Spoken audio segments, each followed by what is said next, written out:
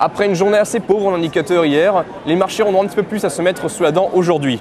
En Europe, ils devront décortiquer les prix à la production allemand pour le mois d'août. Une hausse de ces prix pouvant se répercuter sur les prix au détail, in fine pour le consommateur.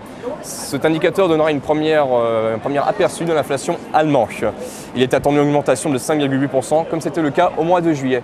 Et ensuite, on aura l'indicateur le plus important de la journée, ce qu'on appelle l'indice ZEW. Alors l'indice ZEW, on le rappelle, c'est un indice qui est construit par le Centre européen de recherche économique, qui en fait sonde plusieurs experts en leur demandant leur avis sur l'avenir de l'économie allemande à moyen terme.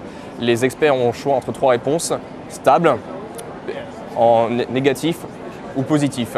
Autrement dit, c'est un indice qui est construit d'une façon assez simple, qui est assez facile à comprendre et qui est assez fiable à moyen terme pour avoir une idée de l'évolution de l'économie allemande.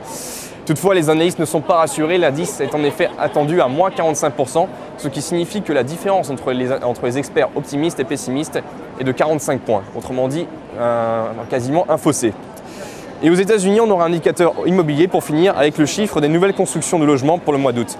Un chiffre pour les nouvelles constructions de logements qui est d'ailleurs attendu en baisse à 590 000 nouveaux logements contre 604 000 nouveaux logements en juillet.